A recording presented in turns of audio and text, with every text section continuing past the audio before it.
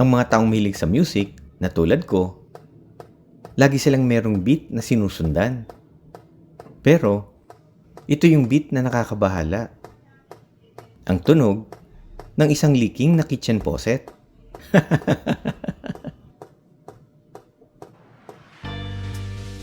Magandang araw mga ka-project. Kumusta kayo? Tara at mag-aayos tayo ng leaking kitchen faucet. Ang una muna nating gawin ay i-turn off yung main gate valve sa ilalim ng kitchen sink.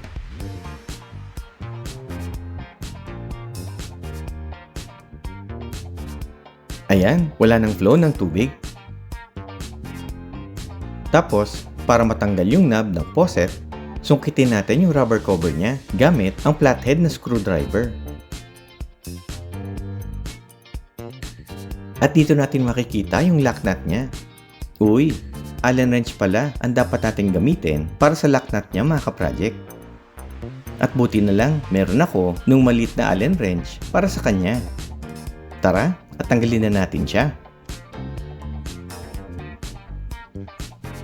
Ayan yung sinasabi kong lock nut niya mga ka-project. At ayan, pwede natin matanggal yung faucet knob niya. At ayan, yan yung main valve na dapat nating palitan. Kaya naisip ko na bumili ng valve replacement kit. Mura lang siya 89 pesos lang at mukhang kasya siya mga ka-project.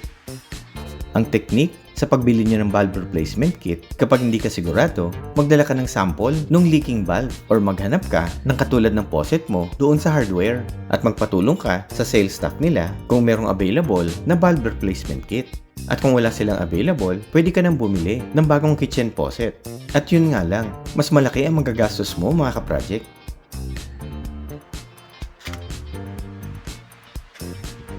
Ayan, ganitong tsura ng gate valve niya.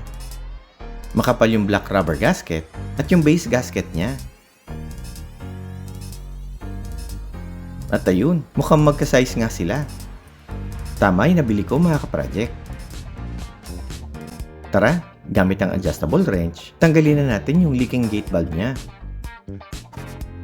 Counterclockwise ang pagtanggal sa kanya.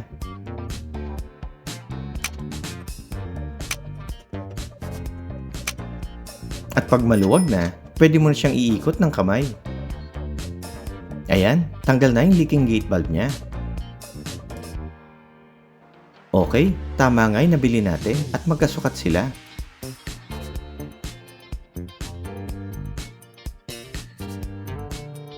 Ayan, ikabit na natin yung bagong gate valve.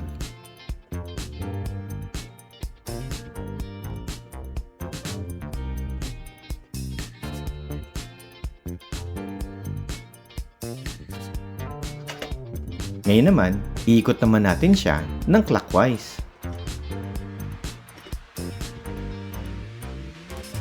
Tapos, huwag natin masyadong higpitan para hindi masira yung faucet mga ka-project.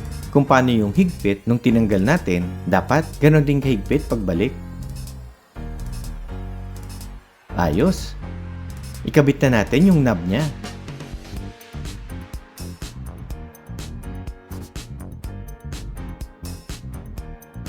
Okay, nagkasya din siya. Tara, at buksan na natin yung main gate valve sa ilalim ng kitchen sink.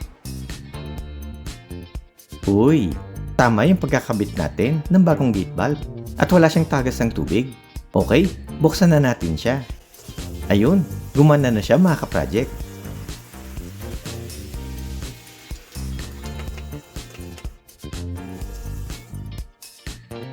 At ayan, wala na siyang tulo kapag sinasara siya at wala na rin yung tunog ng leaking kitchen faucet. Okay, at pwede natin isole yung lock nut ng knob niya. Ngayon, itong lumang gate valve niya, pwede nyo siyang itapon or itago. Dahil alam nyo ba, pwede pa rin siya ma-repair mga ka-project. Abangan nyo yan at yan naman ipapakita ko sa inyo sa susunod. Ito na naman ang bago kong tuklas mga ka-project. Kung nagustuhan niyo yung video ko or may natutunan kayo, pakiclick naman yung like, don't forget to share, and subscribe to my YouTube channel. Pakiclick na rin yung bell icon para ma-update ka sa mga bagong videos ko. Hanggang dito lang mga ka-project. Maraming salamat!